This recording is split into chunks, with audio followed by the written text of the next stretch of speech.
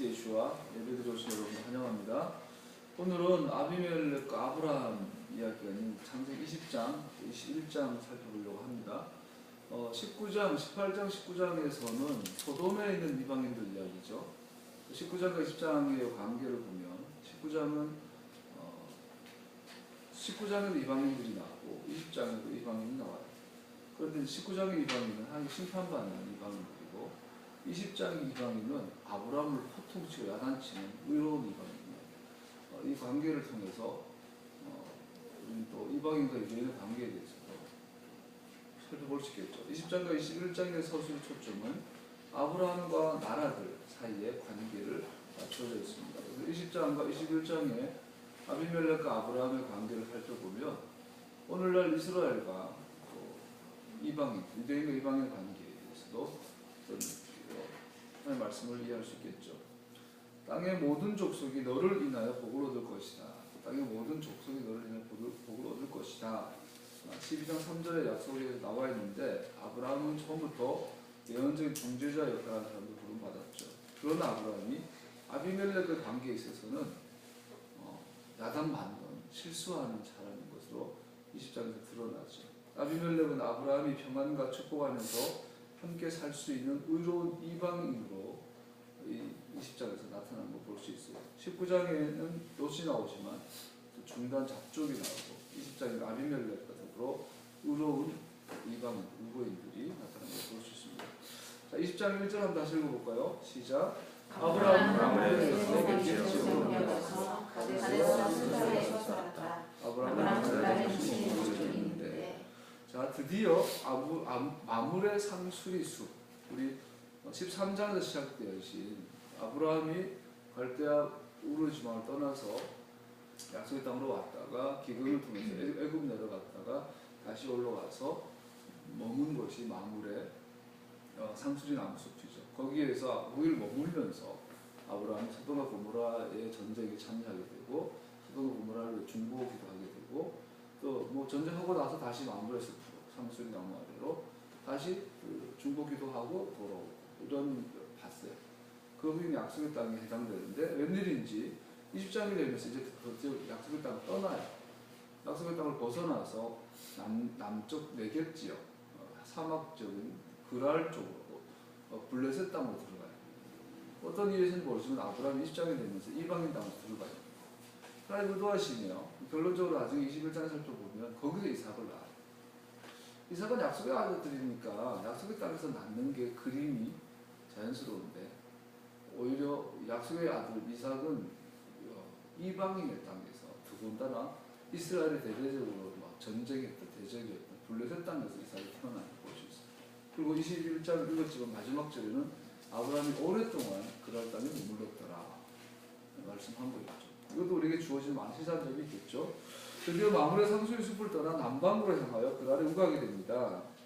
이 두 장의 20장, 21장 사건들은 바로 배경이 이방 땅, 특히 블레셋 땅인 것을 보여줍니다. 2절을 다시 읽어볼까요? 시작. 거기에서 아브라함이 자기 아내 사라를 사람들에게 자기 누이라 소개했으므로 그랄과 아비멜렉이 사람을 보내서 사라를 데려갔다. 자, 아브라함이 두 양면을 보여주죠. 하나님께 말씀하신 걸 믿고 아멘하고 그걸로 의인으로 인정받고 그 믿음을 가지고 살아가는 모습이 있으면서 12장부터 지금까지 보면 동시에 인본주의적인 하나님의 약속을 믿긴 믿는데 이것을 내 방법대로 내 능력으로 성취해보자 노력을 많이 봐요. 우리는 그거를 대표적인 사건이 이스마엘, 하갈을 들여서 약속의 자녀를 낳고자 했던 이스마엘이라는 것을 봤지만 사실은 그보다 더 먼저예요. 우리 20장 중반에서 보면 아비멜렉이 야, 넌 왜 네 아내를 여동생이라고 그랬냐? 그랬더니 아브라함의 구차한 변명이 어떻게 되냐면 내가 처음부터 그렇게 했다라는 거죠. 아버지 집, 아비 집을 떠날 때부터 처음부터 나는 약속을 했다는 거예요. 야, 사라야, 내가 보니까 네가 너무 아름답다. 그래서 내가 널 데리고 다니다가 네가 내 아내라고 그러면 나를 죽이고 너를 뺏어갈 것 같으니까 어차피 넌 내 사촌 동생 아니냐, 여동생이라고 그래라. 그렇게 합니다. 언제부터요? 갈대 우르에서부터. 그러니까 아브라함은 처음부터 믿음과 인본주의에서 껴왔던 걸 볼 수 있어요. 갈대아 우르에서 너는 본토 친척 아비 집을 떠나라 그랬어요. 본토도 떠나고 아비 집을 떠나는데 아비를 함께 데리고 가요. 친척도 데리고 가요. 동시에 하나님께서 보호하실 것을 믿으면서도 동시에 자기 스스로 자유체고 강구함도 볼 수 있죠. 그 중에 하나가 아내를 여동생이라고 속이겠다는 거죠. 그래서 하나님과 계약을 맺고 놀라운 체험을 하고 하나님께 예배를 드리고 영적인 아브라함이 회복되어진 이 여정과 동시에 여전히 인본주의가 남아있는 걸 볼 수 있어요. 결과적으로 20장, 21장을 통해서 아브라함 속에 남아있는 마지막 인본주의, 아내를 이 약속의 자녀를 낳아야 될 몸을 가진 아내를 여동생이라고 속이는 이것을 하나님께서 제거하신 걸 볼 수 있어요. 누굴 통해서? 정직하고 의로운 아비멜렉 이방 왕을 통해서 그렇게 하는 걸 볼 수 있죠. 분명히 사라의 20장을 보면 분명하게 사라의 운명보다는 블레셋 사람의 운명에 서수에 초점이 맞춰진 걸 볼 수 있어요. 자, 우리가 상식적으로 생각하면 아브라함의 인생에서 12장부터 달려오다가 18장, 19장, 20장이 되면 우리의 관심은 약속의 자녀 이삭에게 가야 되잖아요. 그죠? 아브라함의 인생에 있어서 약속의 자녀를 약속하신 것이 가장 큰 약속, 땅을 취하고 그 땅에 아브라함의 자녀가 그 땅을 취하는 것이 약속의 핵심인데, 근데 정작 그 약속을 20장에서 받고 나면 13장, 14장, 15장, 16장, 17장, 18장, 19장, 20장, 21장까지 그 약속과 그 자녀에 대한 초점이 아니라 이방 땅에 대해서, 이방 사람에 대해 초점 맞춰진 걸 볼 수 있어요. 오늘 20장에서도 서술의 이 본문의 초점은 약속의 땅이나 약속의 자녀 이삭이 아니에요. 이제 이삭이 태어나는 시점이 다가옴에도 불구하고 여전히 성경의 초점은 이방이에요. 이방인이에요. 그래서 20장의 주제도 사라가 임신을 하고 사라가 어떻다고 사라가 주인공이 아니라 아비멜렉이 서술의 초점인 것을 볼 수 있어요. 자, 여기서 우리가 기억할 것은 11절, 13절 다시 한번 읽어볼까요? 11절에서 13절.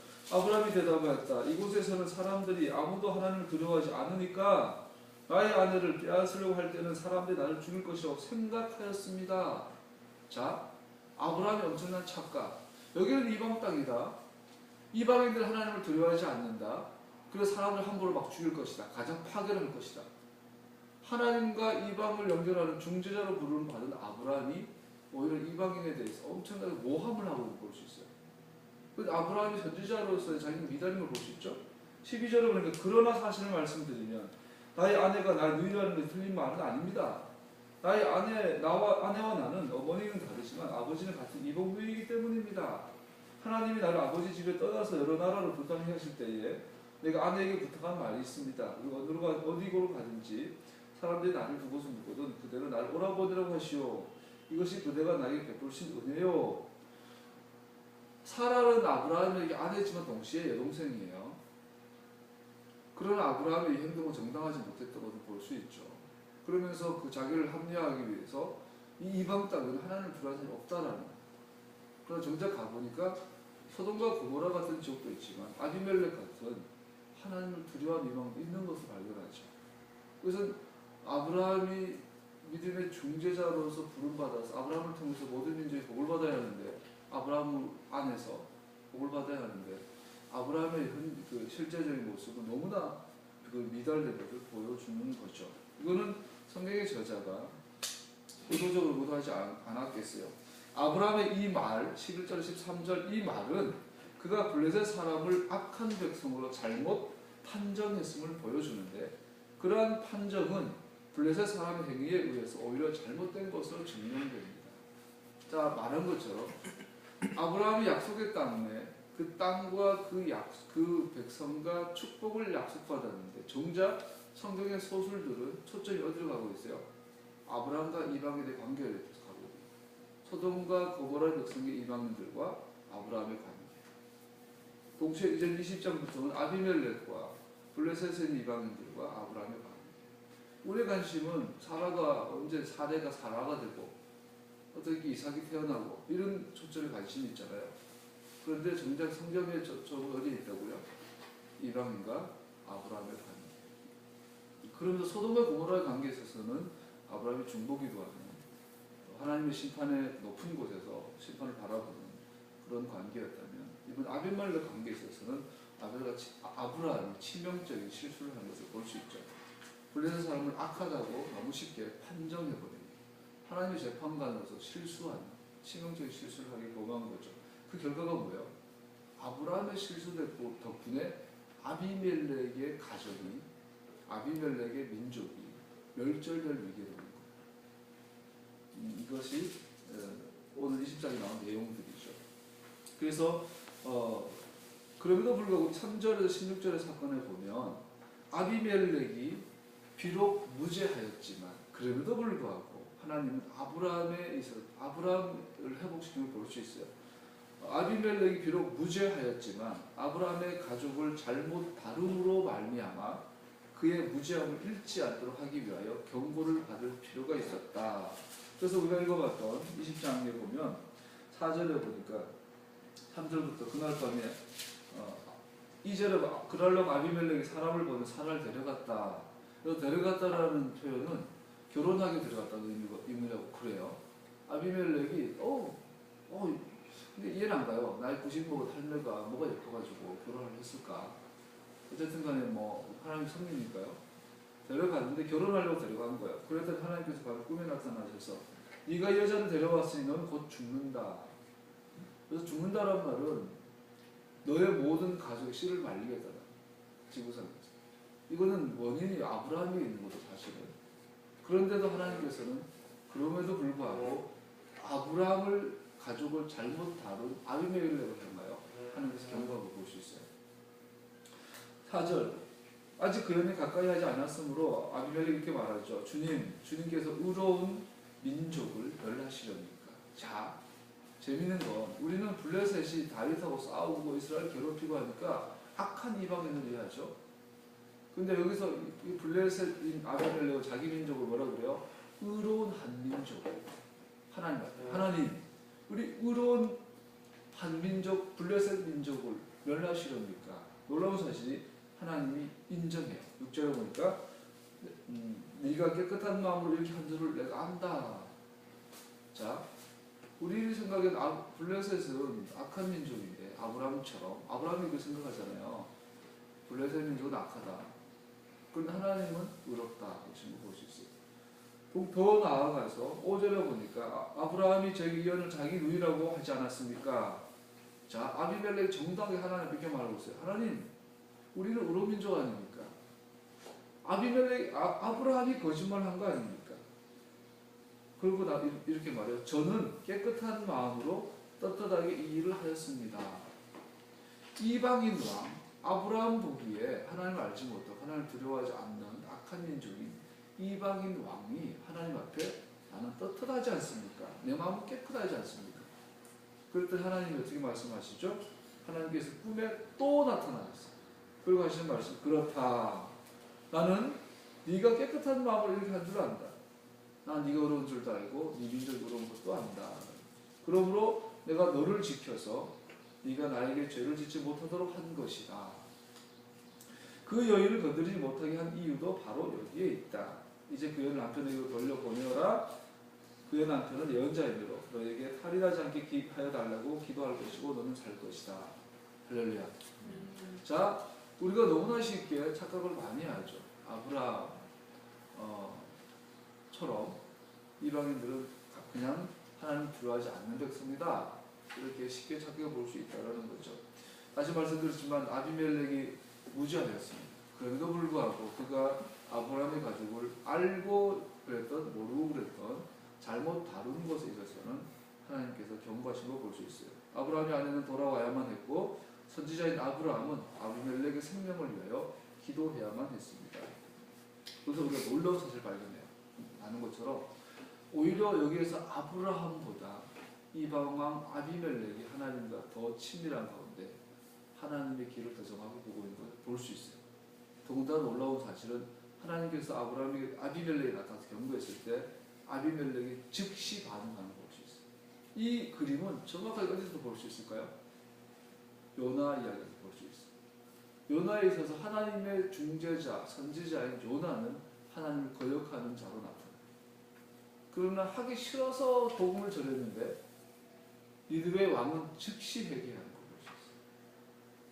그리고 요나가 다윗으로 도망갈 때 그 배에 탔던 선원들, 그들은 요나를 보고, 요나는 하나님을 피해서 도망가는데 정작 그 이방인 선원들은 요나의 말을 듣고 즉시 회개하는 걸 볼 수 있어요. 이것은 아브라함의 이 아비멜렉과의 관계와 요나와 니느웨 이방인과의 관계를 정확하게 보여주는 묘비예요. 자, 이스라엘 역사 전체를 보면 블레셋은 항상 이스라엘을 공격하는 악한 나라예요. 그런데 하나님은 그들을 사랑하세요.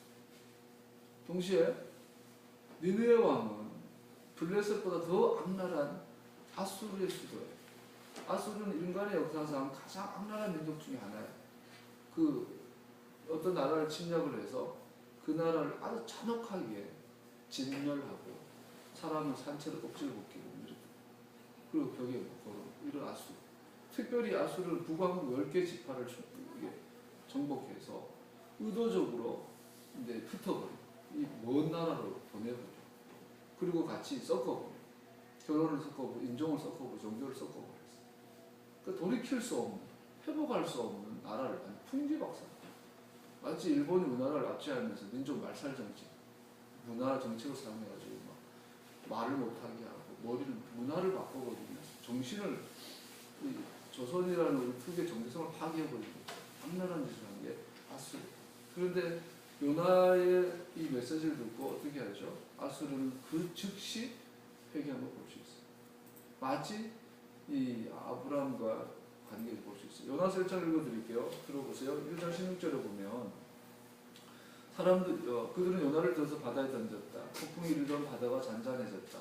사람들은 주님을 매우 두려워하게 되었으며 주님께 희생 제물을 바치고서 주님을 섬기기로 약속하였다. 자, 요나서 처음에 이렇게 말하죠. 너는 저 큰 성읍 니느웨로 가서 그 성읍에 대고 외쳐라. 그들의 죄악이 내 앞에 이르렀다. 그랬더니 요나 하나님의 사람, 하나님의 선지자 요나는 어떻게 반응하죠? 주님의 낯을 피하여 스페인으로 도망가려고 길을 떠나 요바로 갔다. 마침 스페인으로 가는 배를 만나고 배석을 내고 그 사람들 이방인들 함께 배를 탔다. 놀라운 사실이 요나는 하나님을 피해서 하나님의 선지자 하나님 편에서 도망가는데 도망가다가 만난 이방인들 그 하나님을 떠나 도망가는 선지자의 말을 듣고 즉시 반응하고 회개하는 것을 볼 수 있어요. 할렐루야. 네. 요나서의 주제 정확하게 이해해야 될 필요한 이해해야 될 줄로 압니다. 더 나아가서 3장 6절부터 9절까지 보면요, 더 가까이 이제 요나가 정말 하기 싫은데 니느웨에 가서 보복을 전해요. 3일 걸린 것을 하루만 전하고 그냥 대충 전하고 뒷산 올라가서 그늘 아래에서 이제 니느웨 소돔처럼 불이 떨어져 망할 것을 바라보고 기대하는 이방인들이 다 죽어가는 것을 기대하는 이렇게 보고 있을 때 이렇게 하죠. 7절에 왕은 니느웨 왕은 백성에게 다음과 같이 선포하여 일렀다. 왕의 대신들과 더불어 내린 칙령을 따라서 사람이든 짐승이든 소떼든 양떼든 입에 아무것도 대서는 안 된다. 무엇을 먹어서도 안 되고 물을 마셔서도 안 된다. 사람이든 짐승이든 모두 굵은 배옷만을 걸치고 하나님께 힘껏 부르짖어라. 저마다 자기가 살던 나쁜 길에서 돌이키고 힘이 있다고 그들은 폭력을 그쳐라. 하나님께서 마음을 돌리고 노여움을 푸실지 누가 아느냐. 그러면 우리가 멸망하지 않을 수도 있다. 하나님께서 그들이 뉘우치는 것, 곧 그들이 저마다 자기가 가던 나쁜 길에서 돌이키는 것을 보시고 그 뜻을 돌이켜 그들에게 내리시겠다고 말씀하신 재앙을 내리지 않으셨다. 할렐루야. 니느웨 왕은요, 이스라엘이 수천 년 역사 동안 단 한 번도 이 정도까지 회개한 적이 없어요. 이스라엘이 하나님의 말씀을 듣고 알아듣고 아멘하고 저마다 걸어가던 나쁜 길에서 돌이키고 사람뿐 아니라 짐승까지 회개하며 기도했던 적이 이스라엘 단 한 번도 없었어요. 그러나 정작 그들이 악하다고 하고 더럽다고 하고 다 죽어서 지옥 갈 거라고 했던 니느웨 이 악한 이방인들은 그 즉시를 회개한 것을 요나서를 통해서 그렇게 말씀하고 있어요. 오늘날 우리는 말해요. 유대인들은 지금도 그래요. 다음 세대는 오직 이스라엘 백성만, 유대인만 남을 것이다. 바울이 싸웠던 게 그거예요. 거짓 선지자, 거짓 사도, 거짓 교사들. 다음 세대에는 유대인만 남을 거라는 거예요. 그래서 다음 세대에 남으려면, 구원받으려면 이스라엘 백성으로 유대인으로 개종해야 된다는 거예요. 오늘로 말하는 시민권, 우리 빅토르 아니 어떤 이유에서는 자기 양학을 위해서 나라를 조국을 버리고 러시아를 기화한 것처럼 네가 이스라엘로 유대인으로 유대 국가 민족으로 기화해라. 그러면 너는 다음 세상에 살게 될 것이다. 구원받을 것이다. 이런 특권의식, 선택의식, 잘못된 오염된 특권의식 속에 이스라엘 써왔는데 정작 성경은 우리에게 하나님 이방인들이 하나님 경외하고 두려워하는 걸 많이 보여주죠. 그 시작이 아브라함부터예요. 이것을 철저히 오해하잖아요, 이스라엘들. 지금 출애굽기 19장 4절 5절 6절에 보면 내가 널 독수리 날개처럼 애굽에서 널 탈출시키기까지 왔는데 왜 너를 그거 했느냐? 이방의 빛이 되기 위해서. 거룩한 나라, 제사장 나라가 되기 위해서 천하만국, 열방이, 세상이 너를 인하여 복을 받게 하려고. 정확하게 아브라함을 통하여 아브라함 안에서 세상이 복을 받게 하는 것처럼 이스라엘 너를 통하여 너 이스라엘 안에서 아브라함 안에서 대아브라함 똑같이 대이스라엘 안에서 세상 모든 민족이 복을 받게 하기 위해서 너를 이렇게 불렀다. 그런데 이스라엘은 어떻게 해요? 아니야. 나는 선택받았어. 하나님은 이스라엘만 사랑해. 유대인만 사랑해. 그런데 여지없이 창세기 기자는 그걸 박살내는 거예요, 지금. 더 나아가서 그래? 이스라엘 너네만 다음 세대에 존재한다고? 그래? 20장에 아비멜렉이 아브라함보다 더 어려운 모습을 보여버려요. 21장에 니들이 그렇게 찾는 약속의 아들 이삭은 이방인 출신이에요. 이방 땅 출신이에요. 그리고 거기에 성경은 한마디 마지막으로 딱 결론을 내요. 21장 마지막 절에 아브라함과 이삭이 이방 땅에 오래도록 머물렀다. 할렐루야. 하나님의 눈에 누가 진정한 이스라엘입니까? 그 마음에 할례를 받은 자, 하나님의 토라, 즉 하나님과 케투바의 언약, 하나님과의 언약을 그 마음에 맺은 자가 이스라엘 아닙니까? 오늘날도 메시아 운동하면서 초막절마다 이스라엘 가야 된다. 6월절도 이스라엘 가야 된다. 왜 가요 이스라엘에? 돈이 있고 시간이 있고 마음이 있으면 가면 좋죠. 예루살렘 가서 배워올 게 얼마나 많아요. 나도 소원 중에 하나가 한 3년 정도 예루살렘 가서 공부를 좀 했으면 좋겠어. 이거 그런 마음으로 가는 거지. 예루살렘 가봐야 예수님 안 계세요. 꼭 가야 된다는 사람도 있더라고. 초막절 되면 빚을 내서도 초막절 예루살렘 가서 해야 된다고. 무슨 그런 엉뚱한 소리를 하고 그래요. 오늘 우리는 창세기 기자는 우리에게 정확하게 말하고 있는 거죠. 야, 하나님을 두려워하는 자가 누구냐. 8절의 마지막 설명을 블레셋 사람들의 마음 상태를 보여줍니다. 그 사람들이 심히 두려워하였더라. 요나서의 선원들과 니느웨 왕과 같이 블레셋 사람들은 하나님의 경고에 대하여 즉각적이고도 결정적인 반응을 보입니다. 그러나 요나와 같이 이 서술 속에서 아브라함은 불순종하는 선지자였습니다. 놀랍지 않나요, 여러분? 창세기 20장은 우리는 이삭이 언제 태어나지? 이런 그걸 보고 있는데 정작 창세기 기자는 야, 여기서 아브라함은 불순종한다. 정작 블레셋 왕은 순종한다. 그리고 나서 나중에 천년이 흘러가서 요나 선지자가 딱 나타나가지고 이거는 완전히 불순종한 아브라함이었다. 그리고 순종하는 블레셋 왕처럼 순종한 니느웨 왕을 보여주고 있죠. 여기서 우리가 한 가지 옆으로 좀 더 처음 생각해 볼 것은 여러분 예정론, 절대 예정. 어제 우리가 토라 포션 배운 것처럼 여러분 기독교의 한 가지 실수 중에 하나, 어제 토라 포션 내용이 나온 것처럼 기독교가 하나님의 진리를 너무나 스피리추얼하게 영적으로만 이해한다는 히스토리컬한 부분을 무시했다라는 거죠. 아브라함의 혈통적인 역사적 히스토리컬한 이 역사적인 배경을 너무나 영적으로만 해석을 해서 기독교는 그 특징이 모아딘 절기를 버려버렸다. 그래서 토라와 절기를 버려버리게 된 결과물을 낳게 된 것이 기독교의 큰 실수다라고 우리가 토라 포션하면서 배웠는데, 그러면서 그 티메그와 그 그린버그인가 그 저자도 이렇게 말해요. 보면 이런 말을 하잖아요. 구원은 너무 개인적인 구원으로 이해하고 있다. 기독교 세 중에 하나가 오늘 구원을 이야기하면서 구원을 철저히 개인주의적인 개인적인 구원으로만 자꾸 초점을 맞추고 있다는 거예요. 그러니까 성경 전체를 보면 개인적인 것보다 선택은 민족적인 것을 알 수 있어요. 하나님의 선택, 하나님의 예정은 이스라엘. 이 지구상에 이스라엘 외에 다른 나라를 선택한 적이 없어요. 선택은 항상 이스라엘과 관계되어 있어서 주어진 거예요.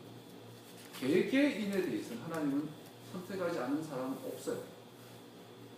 악인이라도 비를 내려주시고 햇빛을 비춰주세요. 하나님이 가인을 버린 적이 있나요? 하나님 이스마엘을 버린 적이 있나요? 하가를 버린 적이 있나요? 하나님 니느웨와 블레셋을 버린 적이 있나요? 모압과 암몬을 버린 적이 있나요? 더 나아가서 그래요. 우리 하나님께서 에서를 미워하고 야곱을 사랑했대요. 하나님이 에서를 미워하고 버린 적이 있나요? 야곱을 사랑했다는 말은 에서를 미워했다는 말이 아니에요. 거기서 미워하고 사랑했다는 말은 에서가 육체적 장자고 야곱이 육체적 차자지만 하나님이 메시아닉 언약, 아브라함의 언약적 이 유업은 야곱에게 주겠다라는 장자권을 이야기하는 거예요. 이런 내 사랑하는 아들이요, 내 사랑하는 독자, 외아들, 내 사랑하는 아들이란 말은 다른 아들은 안 좋아하고 얘만 사랑한다는 말이 아니라 다른 아들을 대표하는 장자로 얘를 선택했다는 뜻이에요. 그래서 내가 야곱을 사랑하고 에서를 미워했다는 얘기예요. 그건 에서를 미워했던 얘기 아니라 야곱을 통해 에서를 축복했던 얘기예요. 결국은 하나님이 개인적으로는 한 사람도 미워하지 않고 한 사람도 선택하지 않은 사람은 없어요. 그런데 칼빈도 개신교에서 뭐든지 예정 그래서 개인의 초점으로 맞추다 보니까 나오는 엉뚱한 소리 절대 예정 아니에요. 태어나면서부터 이놈은 지옥 갈지 천국 갈지 정해져 나온다란 말이야. 그래서 지금 내가 막 개차반처럼 살아도 내가 하나님의 예정 선택받았다면 성도의 견인 주님이 내 손잡고 인도해 주신다는 거야. 그것을 하는 게 성령이라는 거야. 엉뚱한 이상한 소리를 해대고 성경에 어디 그런 얘기 나와요. 하나님은 이스라엘만 선택하셨어요. 하나님의 절대적으로 이스라엘 향해서만 있어요. 민족적인, 국가적인 선택. 하나님 대한민국을 하나님의 언약 백성 선택한 적이 없어요. 이것이 히스토리컬이라는 부분을 이야기하는 겁니다. 특히 그 땅, 그 스팟, 이스라엘 땅, 팔레스타인 땅, 이스라엘 땅, 예루살렘 안에서 성전 안에서도 지성소 안에서도 언약궤 안에서도 그 위에 시은좌, 속죄소, 그 포인트가 정확하게 하나님이 선택한 땅이에요. 그 땅 외에 하나님이 선택한 땅이 없어요. 그 땅을 이스라엘을 맡기셨어요. 하나님의 선택은 이스라엘과 관계된 거예요. 믿습니까? 오늘날 우리는 참 개인의 구원에 있어서 선택을 갖다 드리니까 누구는 구원 받았다, 누구 선택받았다, 절대 예정까지 나와가지고 이 절대 예정이 몇천 년 동안, 몇백 년 동안 세계 신학의 주류를 이루다 보니까 오늘날 반동 구원은 영원한가? 아주 희한한 접근을 하게 만드는 거예요. 다시 말합니다. 예정입니까? 반응. 저는 이렇게 결론이라고 이렇게 제안할 수 있을 것 같아요. 여러분, 사람을 분별하지 못해요. 이 사람이 우리 아브라함이 당연히 하나님 의인을 생각했지만 아비멜렉은 당연히 악인이라고 보겠지만 성경은 뭐라고 그래요? 이 순간에는 아브라함이 불순종하는 자고 아비멜렉이 의로운 자예요. 하나님 보시기. 그래서 우리는 뭘 봐야 돼요? 가인과 아벨에서 원형을 찾을 수 있어요. 사람을 바라볼 때 예정으로 접근하지 말고 반응을 봐요. 반응. 10명의 사람이 복음을 전해보세요. 그 사람의 반응이 다르다. 어떤 전도 훈련 받으러 갔더니 이걸 이렇게 표현하더라고요. 평화의 사람. 예를 들어 10사람에게 복음을 전했을 때 그 중에서도 이 복음에 대해서 긍정적으로 호의적으로 반응하는 한두 사람이 있더라는 거예요. 그 사람들에게 복음이 들어가더라고요. 가인과 아벨이 예배를 드렸어요. 그 예배 자체 가지고 문제를 삼지 말고 그 서술에 그 본문 서쪽은 뭐라고 그랬어요? 뭐 피가 있는 예배나 피가 없는 예배나 이런 예배가 중요한 게 아니라 하나님께서 그 예배를 받지 않았을 때 그들의 반응을 보는 거예요. 가인의 반응은 하나님께서 얼굴 돌리는 하나님께 저 대항하는 반응을 볼 수 있어요. 우리 개개인의 어떤 그것이 원인이 뭔지는 알 수 없어요. 정확하게. 개개인의 반응이지 예정인가 반응인가. 19장에 죽임당한 이방인이 나오고 20장에 구원받는 이방인이 나와요. 중보 역할을 하는 아브라함이 나와요. 가인도 선택받았습니다. 아담의 아들인 것 그 자체가 선택받은 증거 중에 하나가 아닐까요? 그러나 아벨과 차이점은 그 반응이 달랐습니다. 에서를 위한 적이 없습니다. 가인은 버림받은 적이 없습니다. 이스마엘도 버림받은 적이 없습니다. 우리는 하나님의 복음 앞에 바른 반응을 하는 사람을 찾아야 합니다. 그리고 나와 내 가정과 내 주변 나의 관계 안에 있는 사람들이 하나님 앞에 바른 반응을 하는 자들로 우리 섬겨야 합니다. 우리가 주는 숙제는 그것이에요. 할렐루야. 두려워하지 않으니까. 하나님을 두려워하지 않으니까. 그래서 요한계시록에 보면요, 마지막에 하나님께서 이 땅을 완전 포기할 때가 있어요. 마지막 심판. 1년 동안 전도해도 한 사람도 전도가 되지 않았대. 예를 들어서 즉 이렇게 말해요. 하늘에서 불이 떨어지고 지진이 나고 풍수가 나고 막 엄청난 대격변이 일어나서 막 두려움이 임할 때 보통 사람들은 하늘을 향해 두려워해요. 아비멜렉처럼 갑자기 꿈에 나타나서 하나님께서 야단 경고하니까 두려워해요. 그런데 그 중에 어떤 사람이 이렇게 말하죠. 하늘을 향하여 저주하여. 하나님의 경고와 하나님의 심판을 향하여 하나님을 두려워하기는커녕 하나님 앞에 대응하는 반응을 보이는 자들이 있어요. 그들은 선택받지 못해서 그럴까요? 그렇게 접근해서는 안 된다고 생각합니다. 불례자 사람들은 즉각적으로 하나님의 경고에 반응한 것을 볼 수 있습니다. 자, 그리고 15절, 16절은 또 읽어볼까요? 20장 15, 16절. 아비멜렉이 아브라함에게 말했다. 나의 땅이 당신 앞에 있으니 원하는 곳이 어디든지 가서 거기에서 자리를 잡으십시오. 그리고 사라에게 이렇게 말했다. 나는 그대 오라버니에게 은천 3개를 내주었어. 이것은 그대와 함께 있는 여러 사람에게서 그대가 받은 부끄러움을 조금이나마 덜어보는 나의 성리의 표시요. 그대가 결백하다는 것을 모두가 알게 될 것이요. 자, 보세요. 미슈파팀 재판관들. 자, 하나님의 법을 알고 하나님의 법을 실행하는 재판관들로 우리를 부르셨고 아브라함을 부르셨어요. 근데 여기 20장에서는 완전히 반대예요. 여기서 재판관은 누구예요? 아브라함이 아니라 아비멜렉. 그래서 아브라함이 재판관 자리에 서서 하나님의 뜻을 전해주는 거예요. 아브라함 너는 내 땅 앞에 당신이 원하는 곳에 거하시오. 하나님 뜻이에요. 두 번째 사라 너는 내가 1000세겔을 줄 테니까 너의 결백이 증명됐으니까 그 자리로 돌아가라. 이 권위가 하나님을 두려워하고 회개하는 자에게 주어진 권위를 보여주고 있어요. 아브라함이 비록 여기서 중재자로 기도함으로 인해 복을 받을 때 아비멜렉이 다시 회복되긴 하지만 끝까지 재판관은 아브라함이 아니라 아비멜렉으로 볼 수 있어요. 자, 여기서 또 하나 기억할 것이 있어요. 그럼에도 불구하고 아브라함의 이 실수, 그럼에도 불구하고 하나님은 어떻게 해요? 아브라함을 보호하시는 것을 알 수 있어요. 그럼에도 불구하고 아브라함이 아비멜렉을 위해서 기도해야만 아비멜렉이 살았던 걸 보겠어요. 다시 말하면 오늘날 유대인들이, 예수님 당시의 유대인들이 하나님 수천 년 동안 하나님 하다가 정작 하나님이 오시니까 죽여버렸어요. 그럼에도 불구하고 이방인들은 그 하나님 알아봤어요. 그럼에도 불구하고 유대인들과 이스라엘의 역할이 우리 이방인의 생명을 좌우. 유대인들을 통해서 우리에게 물려준 토라, 와딤의 전통들, 예수와의 혈통적인 메시아의 이런 계보, 이러한 것이 없어서는 이스라엘, 이방인들은 온전한 회복을 경험할 수 없어요. 무슨 말이죠? 자, 2000년 동안 이방인들에게는 성경이 있었어요. 그럼에도 불구하고 미국의, 영국의, 독일의 수많은 부흥을 경험한 나라들이 아직도 하나님의 교회가 온전하게 회복되지 않았어요. 한국교회가 1907년 대부흥하고 무슨 회개운동하고 병날 다 해봤는데 그 마지막은 이 땅에서 사회 협업시설 지급받아요. 어느 동네에 교회가 들어간다 그러면 구청에 엄청난 항의가 들어오고, 오늘 목사는 목사가 되고, 어디 가서 무슨 교회 장로입니다 그러면 은행에서부터 불신, 교회 다니세요? 장로세요? 목사세요? 그러면 처음부터 젊은 사람 특히 젊은 사람들 교회 다닌다 그러면 좀 비상식적인 사람 취급하는 시대가 됐어요. 왜요? 우리는 메시아닉 전통, 유대적 전통을 너무나 멸시했게 됐어요. 그 결론이 뭐예요? 모아 때와 법을 버리고 하나님의 토라 핵심이 뭐예요? 드웰링 위드였어요. 어제 토라 보죠.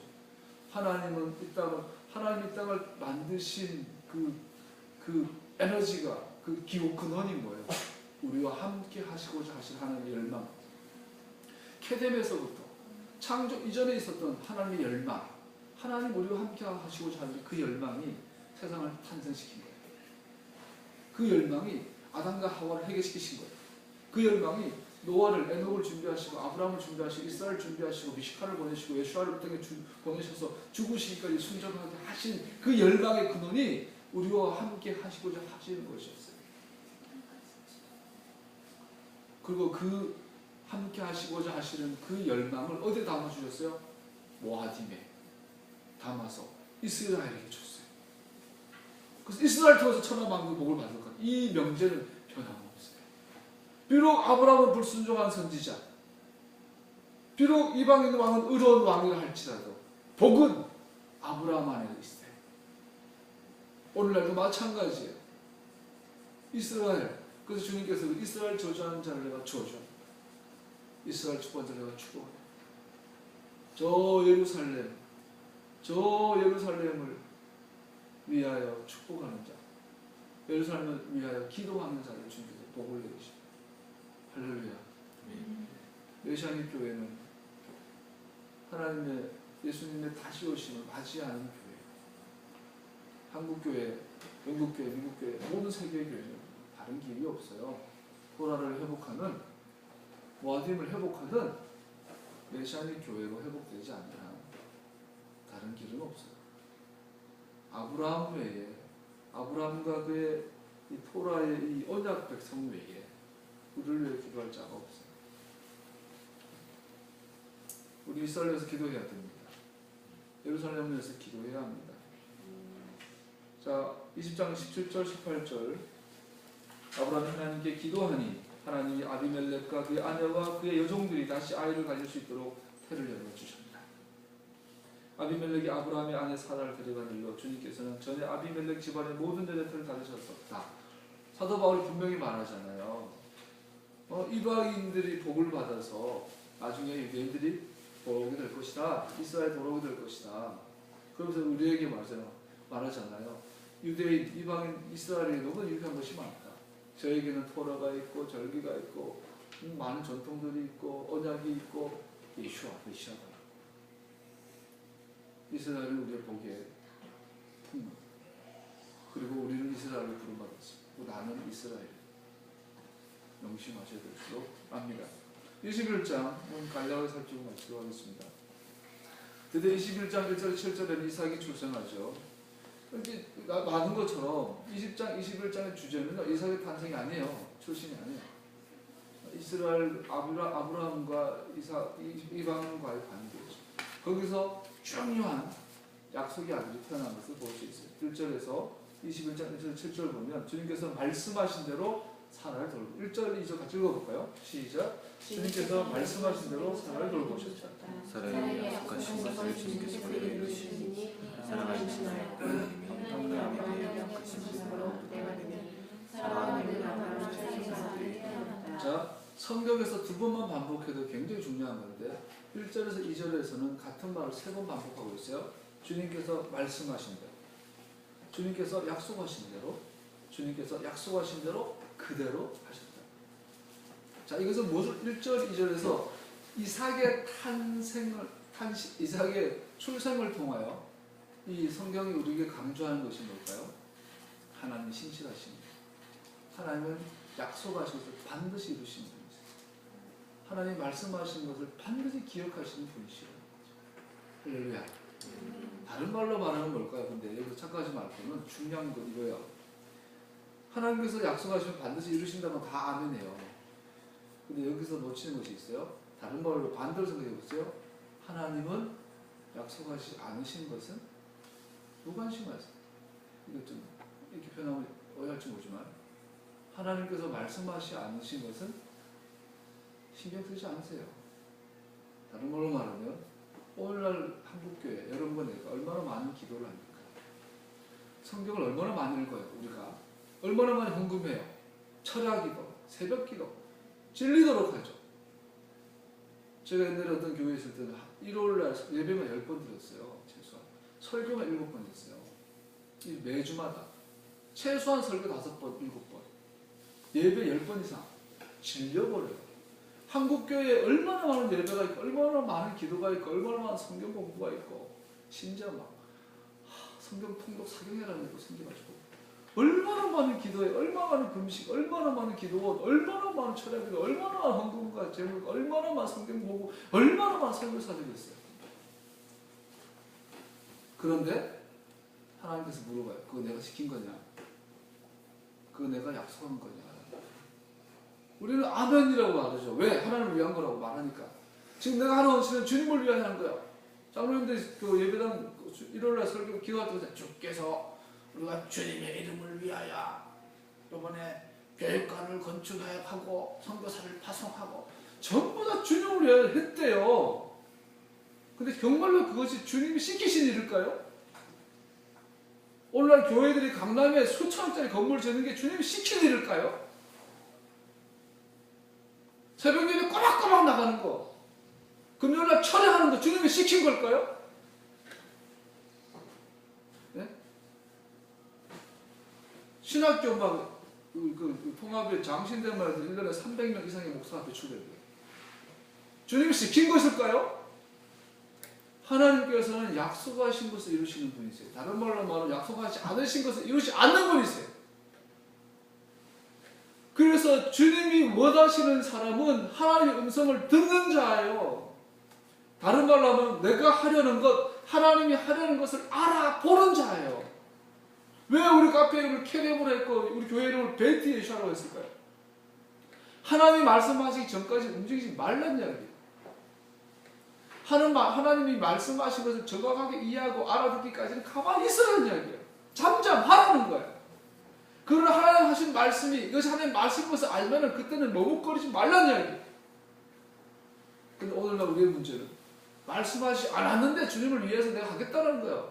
주님 가만히 계시라니까 내가 주를 위해서 헌신할 테니까, 주님은 그냥 주름만 받아 먹고 있으라는 거예요. 내가 기도할 테니까, 헌금할 테니까, 내가 선교 나갈 테니까, 내가 목사할 테니까, 내가 개척할 테니까.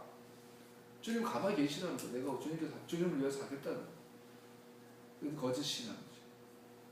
거짓 신앙에 우리 배웠잖아요. 거짓 신앙의 세 가지 특징. 나의 목적을 위해, 나의 방법으로, 나의 자원과 능력을 가지고 나를 하겠다는 거. 그 배후에는 뭐가 있어요? 나가 있어요. 나를 위하여. 그런데 우리는 신앙이라고 주님을 위해서 포장하고 살죠.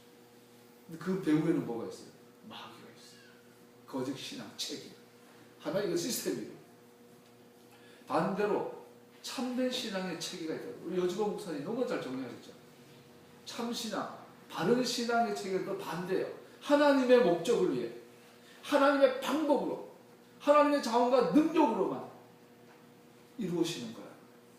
이것은 우리에게는 자기 부정이 필요해. 따라가는 거야. 자기 희생이 따라가는 거야. 믿음이, 철저히 믿음이 없어요. 오늘날 아브라함의 이 이삭이라는 존재 자체가 정확하게 거짓 신앙 체계를 거절하는 참 신앙 체계인 것을 알 수 있습니다. 이삭이라는 존재는 정확하게 하나님이 하나님의 목적을 위해 시작하신 일, 정확하게 하나님이 그 일을 하나님의 방법대로 성취하시는 것, 정확하게 이삭이라는 존재는 오직 하나님의 능력으로만 행하시고 이루시는 것을 보여주는 것이 이삭이 출생이라는 사건입니다. 할렐루야. 오늘 하나님의 이름을 이끌어받는 하나님의 백성들이 하나님 시작하지도 않은 일을 자기가 시작해놓고 하나님 도와달라고 떼쓰고 악쓰는 걸 너무나 많아요. 그러고 그러고 나서는 기도해도 응답 안 됐다고 실족하고 실망하고 하나님 어디 계시냐고 그러고 심지어 하나님 죽었다고 그러고 이러고 있는 아주 코미디 같은 현실. 저는 목사로서 그런 거 너무 많이 보는 것 같아요. 특히 교회 건축에 있어서 내가 아니라 아무리 객관적으로 봐도 지금 교회가 건축할 때가 아니야. 지금 조교회는. 근데 죽으라고 우리 잘 알잖아요. 우리 같이 같은 길 가고 있는 목사님이 부천에서 갔더니 교회를 지어 결국은 PD수첩에 나와. 수백억을 해먹은 사기치는 목사로 PD수첩에 때려. 또 뭐 그 목사님 어느 교회 갔더니 뭐 주를 위하여 캄보디아 60억짜리 또 신학을 세웠대. 그 또 TV에 나와. 텔레비에 막 한 시간 내내 때려. 가짜 목사, 거짓 목사. 주를 위하여 했는데 왜 세상 사람들은 주님을 향해 손가락질 할까요? 이삭은 철저히 말합니다. 주님께서 말씀하신 대로, 주님께서 약속하신 대로, 주님께서 약속하신 대로 기한이 참에 appointed time 모아dim에 하나님이 약속하신 그 시간에 하나님께서 그대로 이루셨더라. 할렐루야. 너무나 중요해요. 오늘날 그러한 사람들 찾으세요. 그러한 사람들 찾으세요. 또 하나 살펴볼 것은, 또 재밌는 것은 9절에 보니까 하갈과 이스마엘이 이삭을 놀리고 있었더라. 개역 한글에 보면 희롱하였더라 나오죠. 이 희롱하였단 말이 이삭이라는 뜻이 이삭 여러분. 우리 이삭의 이름이 뭐예요? 웃음. 다른 걸로 말하면 비웃음. 이삭. 그래서 하나님께서 말씀하시니까 아브라함 웃어버려. 에이 하나님 농담하지 마세요. 내 나이 100이에요. 내 나이 90에 무슨 얘기를 해요. 아이 창피하게. 웃어버렸어요. 그 주님께서 이 아들 이름 이삭이라고 하자. 쫙클 하리라. 쫙클 하리라 해버렸어요. 그랬더니 그 6절에 보세요. 6절에 보니까 사라가 혼자서 말하였다. 나에게 웃음을 주셨구나.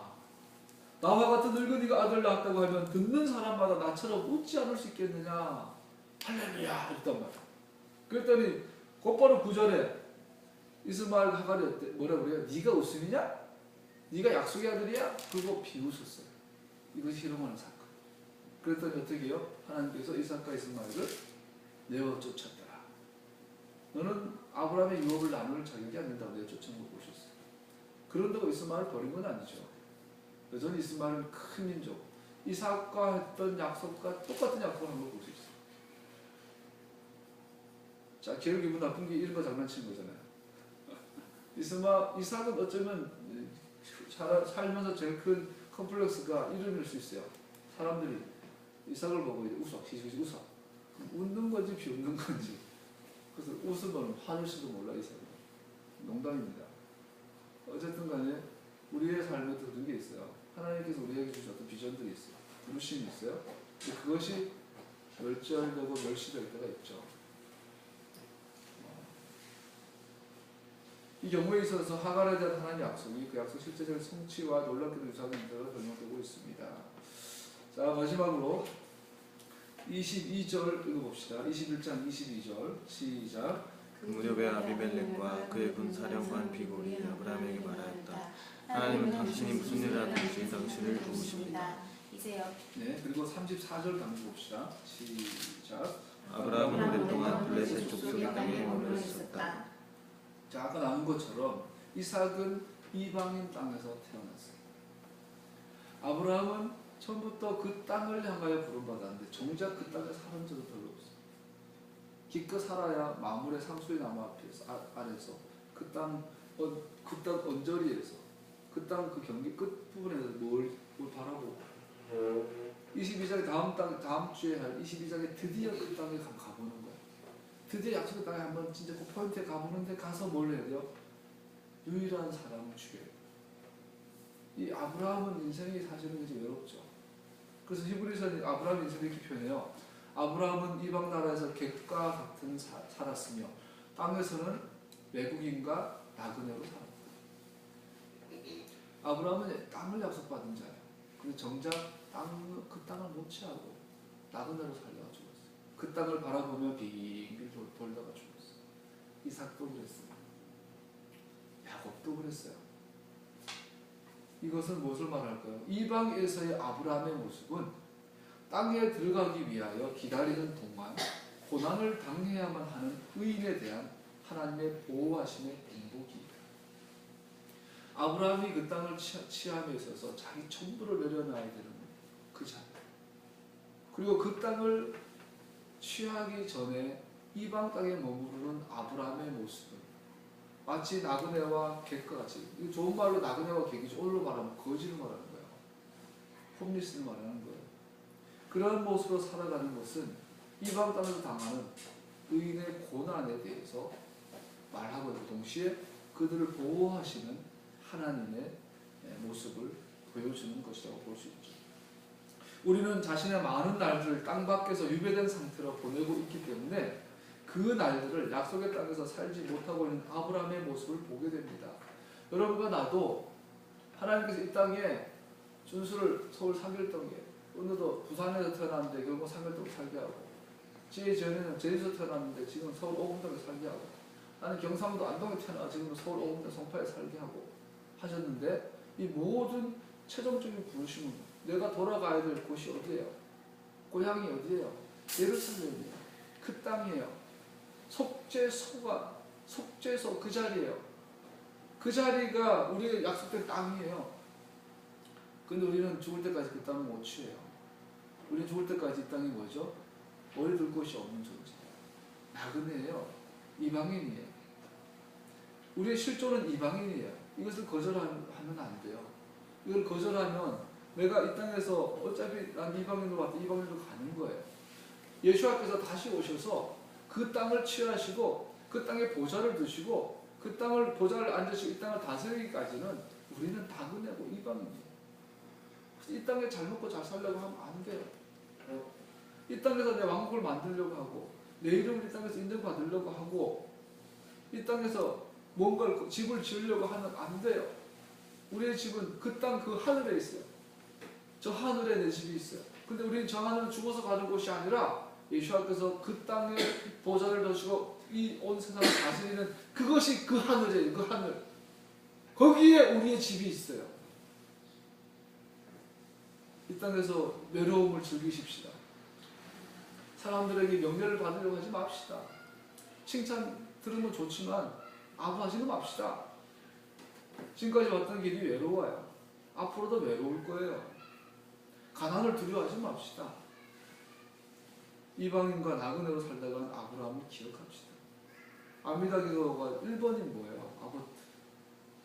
아브라함의 하나님, 이삭의 하나님, 야곱의 하나님. 이방인과 나그네의 하나님, 나의 하나님. 이 땅에서 성을 쌓고 이 땅에서 집을 쌓으려고 했던 것이 바벨론의 스피릿이 가인의 영. 우리는 저 하늘에 메시아 왕국에 우리의 집을 짓는 자가 되어야 될 줄로 믿습니다. 시편 105편 13절에 보면 이 족속에게로 저 족속에게로 이 나라에서 다른 민족으로 유리하였도다. 그것이 이스라엘의 정체입니다. 그분이 그 땅을 취하기까지 우리 유리방황하는 방황하는 자는 아니지만 이 땅에서 나그네 같은 존재로 사는 자인 것을 기억해야 될 줄 믿습니다. 그래서 요구된 게 뭐죠? 믿음. 약속을 붙잡고 흔들리지 않고 살아가는 믿음. 우리는 믿음의 순례자인 것을 기억하기를 예수와 이름으로 축복합니다. 그 땅에 들어가기 전 기다리는 동안 고난당하는 의인의 모습. 우리는 아버지 집을 향하여 가고 있는 존재들입니다. 혼자 가는 것 같은데 옆에 우리가 같이 공동체가 있고 동료가 있으니 이 또한 감사하지 않습니다. 예수와 이름으로 승리하는 한 주가 되기를 축복합니다. 기도하겠습니다.